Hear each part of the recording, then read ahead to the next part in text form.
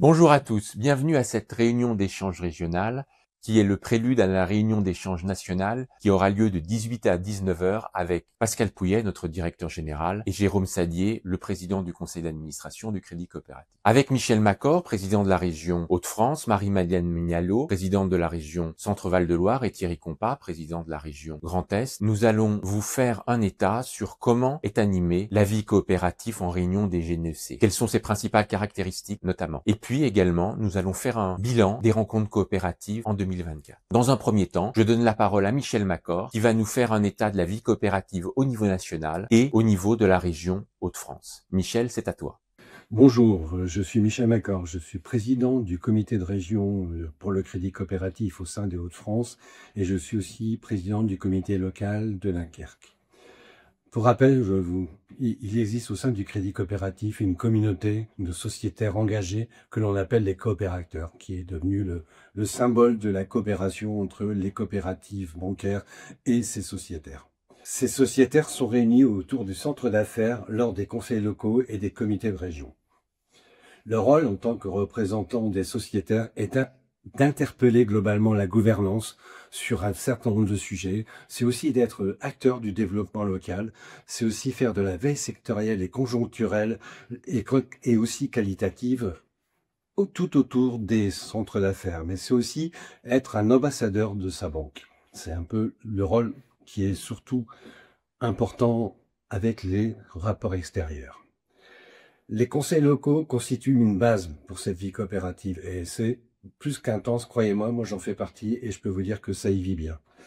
Ce sont des espaces d'information sur l'activité de la banque, avec des échanges d'activités sur les secteurs, bien sûr, et ça, je vous apprends rien. Vous regardez un peu tout ce qui se passe au niveau associatif actuellement et toutes les difficultés rencontrées par les associations. Tout ça, c'est des enjeux, ça nécessite du partage, il y a besoin de faire des propositions concrètes et les comités locaux sont là pour faire ces propositions au niveau de la banque, pour faire évoluer notre banque qui est notre banque, je vous le rappelle bien.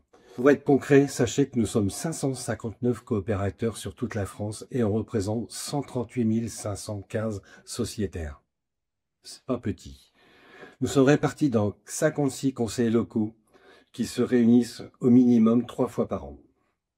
Il y a 284 représentants de l'économie sociale et institutionnelle, c'est-à-dire les fondations, les mutuelles, les structures du médico-social. Il y a 181 représentants des entreprises et 92 représentants des particuliers.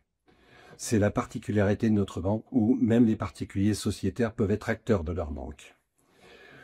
Pour les régions nord-est-centre, nous avons donc ici, nous, 69 coopérateurs et pour 17 847 sociétaires sur le territoire. Des rencontres interrégions au sein de la délégation permettent aussi d'échanger sur nos pratiques locales et ainsi enrichir chacun des comités de l'expérience de ses homologues. Ce sont des temps forts qui marquent combien la vie coopérative est importante en ces temps si troublés. En Hauts-de-France, nous sommes 31 coopérateurs. Ce sont les représentants, comme je l'expliquais déjà, et nous sommes 8 395 sociétaires engagés.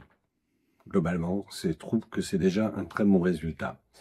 Pour porter votre voix, 4 comités locaux. Un comité sur l'île, géré avec comme président par notre ami Antoine Rouzet. Un comité sur Amiens avec Jean-Pierre Mollet. Et un comité sur Arras avec Jean-Paul Cordas et votre serviteur sur Dunkerque. Nous sommes tous aux côtés des directeurs pour accompagner toute l'évolution de la banque et travailler en partenariat et promouvoir le modèle coopératif qui est quand même le modèle sur lequel nous fonctionnons tous. D'abord, je voulais remercier Jean-Paul, remercier Jean-Pierre et remercier Antoine pour leur engagement parce que croyez-moi qu'être président de comité local, ça demande du temps et ça demande de l'engagement personnel. Les comités, moyenne de réunion, 3 par an.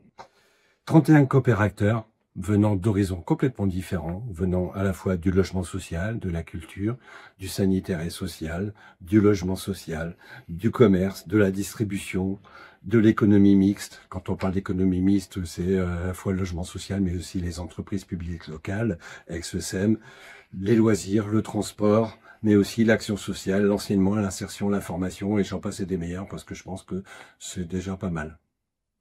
Alors pour 2024, les sociétaires ont été invités à plus de 12 manifestations. En dehors des comités locaux et des comités de région dont je vous ai déjà parlé précédemment, il y a eu un certain nombre d'afterwork et de petits déjeuners conjoncturels. Beaucoup de sujets abordés, sujets d'actualité principalement, comme cette année, on a beaucoup parlé de cybersécurité. Je ne vous apprends rien sur le sujet, tout le monde y est confronté.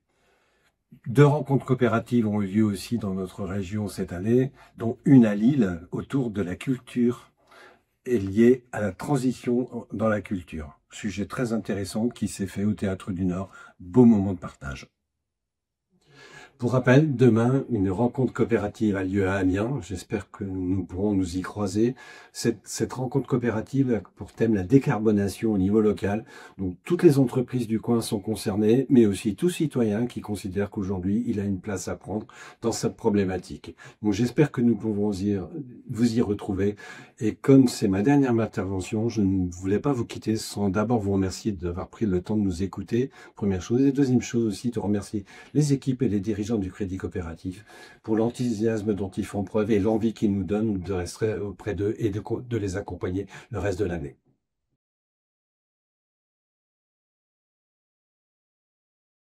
Alors, donc, dans notre région, nous avons 2 centres d'affaires donc, qui sont dirigés par Luc Amiel pour Orléans et Jean-Renaud Gaboriau pour Tours. Et donc 2 comités locaux, dont l'un est présidé à Tours par Monsieur Biard, Bruno Biard, et à Orléans, c'est moi-même. Donc pour les échanges entre les comités, au sein des comités locaux, sachez donc qu'ils représentent à eux deux donc 17 coopérateurs et que au total, avec le comité régional, nous nous sommes réunis à 8 reprises. Bien évidemment, donc nous avons eu aussi le plaisir d'accueillir le comité interrégional avec nos collègues des autres régions qui se regroupent avec nous. Et ça, c'était à l'occasion donc d'une réunion avec l'ensemble du staff du siège qui était venu sur Orléans. Et on se retrouve donc en comité régional, donc à différentes occasions, notamment la soirée coopérative que nous faisons en alternance à Tours ou à Orléans. En 2024, c'était à Tours et à Tours, nous avons eu donc le plaisir d'avoir donc un film sur une action menée par des jeunes avec des vélos qui vont dans les villages de l'Indre-et-Loire et qui présentent les éléments du réchauffement climatique avec leurs mots de jeunes et c'est assez passionnant. Et puis un autre projet qui verra le jour au niveau donc de 2025, nous souhaitons donc poursuivre sur cette question du réchauffement climatique qui est un sujet donc excessivement important.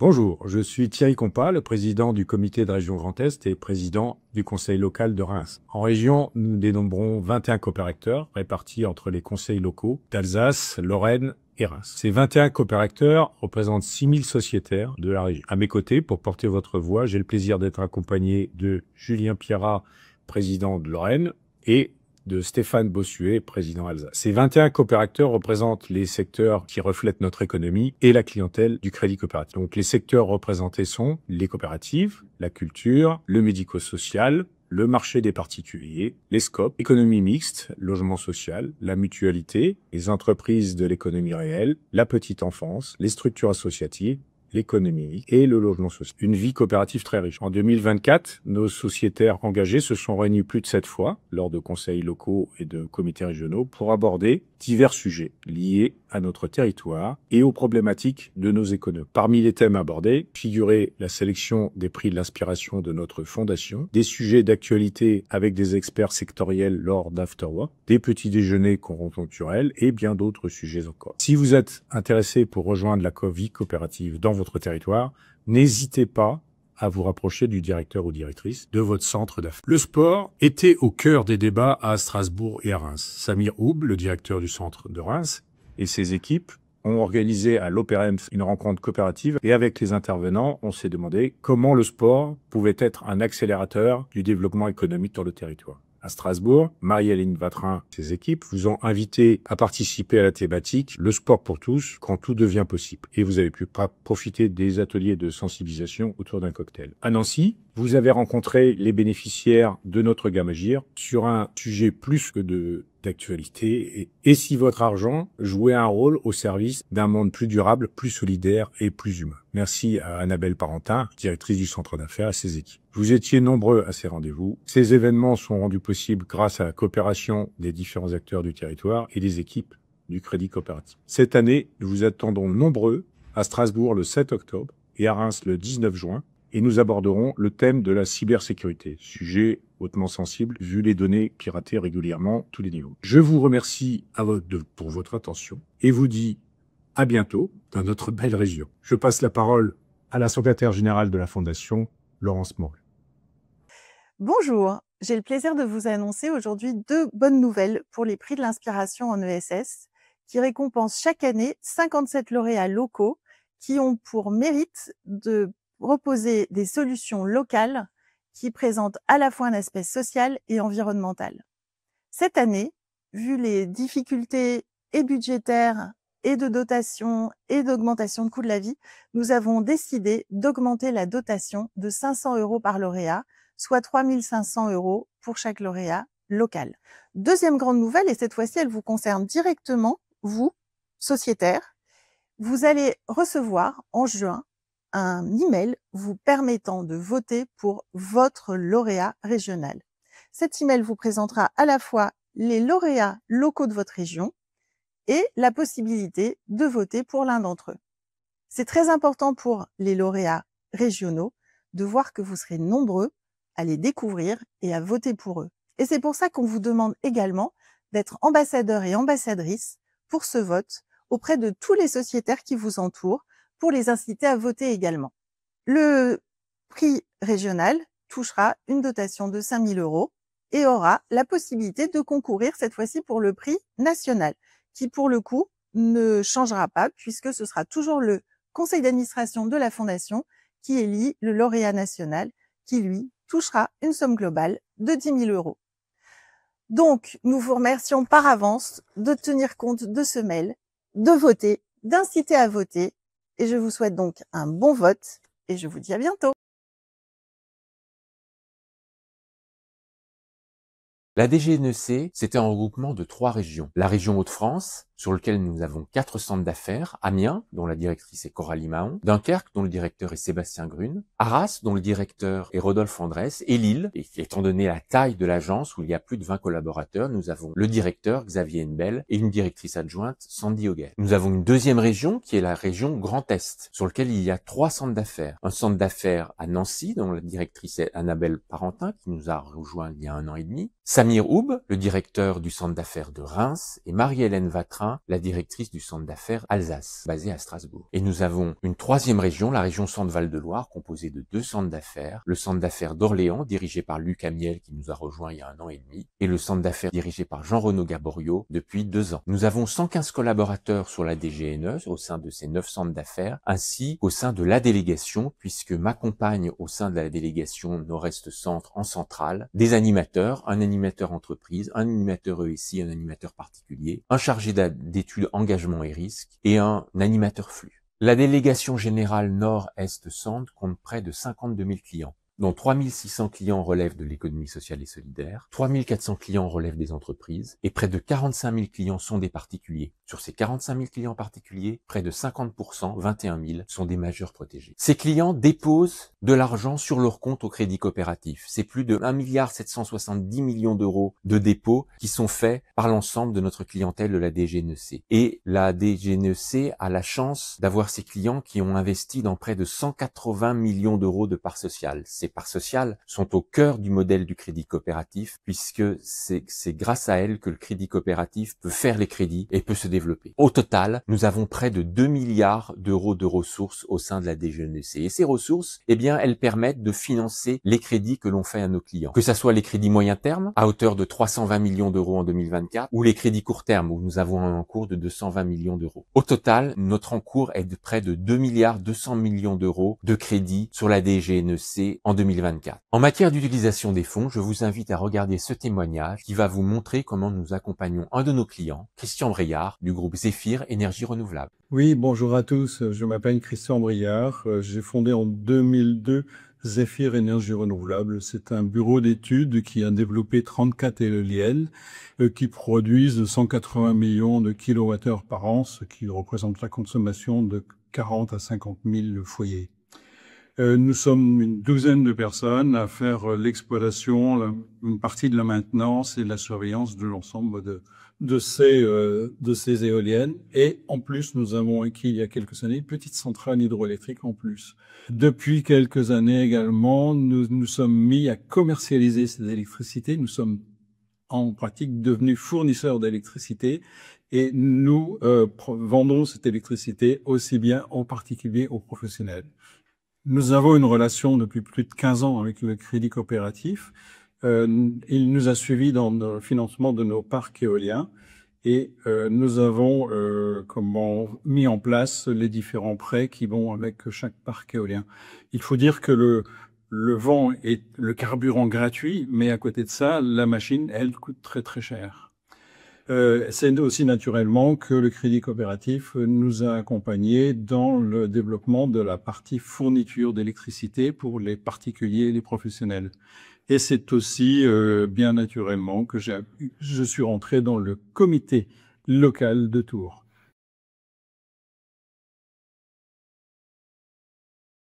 La gamme Agir, c'est quoi? La gamme Agir, c'est un compte, une carte et un livret. Le compte Agir est un compte tracé qui permet d'orienter l'argent déposé par nos clients vers un secteur qu'ils ont choisi. Donc on propose 3 secteurs. Agir pour la planète, qui permet de financer des projets environnementaux. Agir pour une société plus juste, qui permet de financer des projets d'inclusion, des projets sociaux. Et Agir pour entreprendre autrement, qui permet de financer d'autres formes d'entreprises coopératives ou d'insertion notamment. Donc ça, c'est le compte. Et ce compte Agir est proposé systématiquement à l'entrée en relation à tous nos nouveaux clients. Les clients peuvent aussi choisir Agir pour les 3 domaines s'ils ne veulent pas choisir un domaine en particulier. On propose également dans la gamme Agir une carte Agir. La carte Agir, c'est une carte bancaire, Visa, qui permet de retirer et de payer de l'argent comme n'importe quelle carte bancaire. Et ce qu'elle a en plus, c'est le fait que le Crédit Coopératif va effectuer des dons à chaque retrait effectué par la carte au distributeur. Et les détenteurs de la carte Agir, nos clients, ont la possibilité, s'ils le souhaitent, d'effectuer des micro-dons supplémentaires à chaque opération effectuée avec la carte. Ces dons vont à des associations, donc des associations de solidarité internationale, des associations qui agissent pour l'environnement, des associations qui agissent pour l'inclusion sociale. On a 28 associations partenaires aujourd'hui sur ces différentes causes. Et c'est bien entendu le client qui va choisir la cause qu'il souhaite soutenir via sa carte Agir. On propose aussi le livret Agir, qui est un livret d'épargne, où la moitié des intérêts sont versés sous forme de dons à l'association bénéficiaire choisie par le client. Donc, compte Agir, carte Agir, livret Agir. Avec ces 3 produits, on fait vivre la solidarité au quotidien au profit de nos associations partenaires.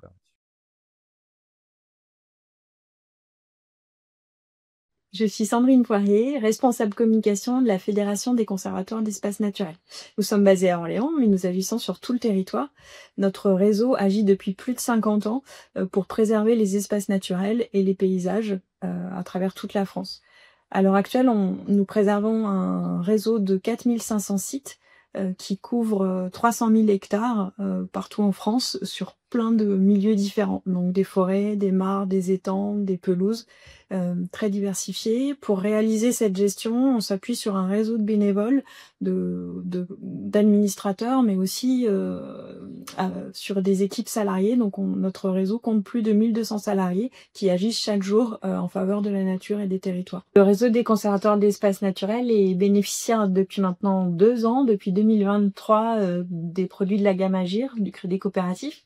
Et ce soutien nous permet de mutualiser nos moyens pour créer des outils, notamment de communication, qui vont nous permettre en fait d'être mieux connus, mieux reconnus dans les territoires et de maximiser nos opérations, nos actions, grâce à des outils pédagogiques ou des outils destinés au grand public, notamment ce guide pratique à la découverte des sites remarquables ou encore ces outils pédagogiques. Donc là, une petite boîte loupe qui permet de proposer aux enfants une découverte des petits animaux de la mare ou ce type d'outils, de cahiers d'activités destinés aux enfants qui nous permet de sensibiliser les familles, notamment à la problématique de la disparition des zones humides.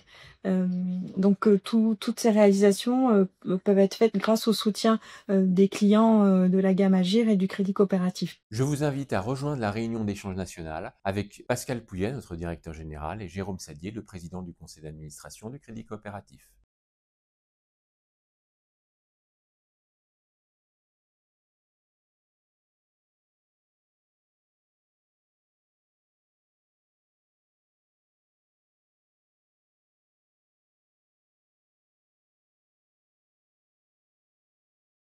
« 130 ans, une vision audacieuse nous pousse à regarder le monde différemment. Notre rôle n'a jamais été de suivre, mais d'ouvrir la voie.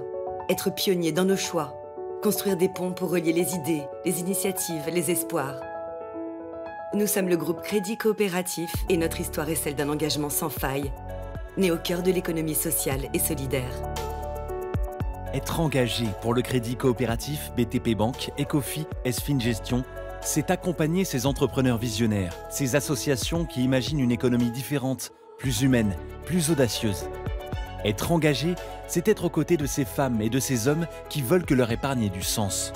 C'est marcher avec tous ceux qui agissent, qui bâtissent un avenir plus juste, plus vert, plus solidaire. Demain, nous poursuivrons nos engagements, agir face à l'urgence climatique et répondre aux grandes transformations et défis de nos territoires.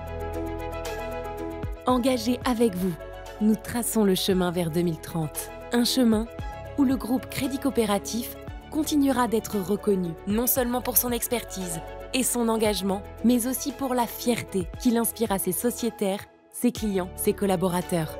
Engagés, nous resterons fidèles à la finance patiente et à notre modèle coopératif, parce qu'ils sont non seulement notre héritage, mais des clés pour l'avenir. Nous l'affirmons haut et fort, nous sommes 100% engagés. Pour elle, pour lui, pour vous. Pour moi.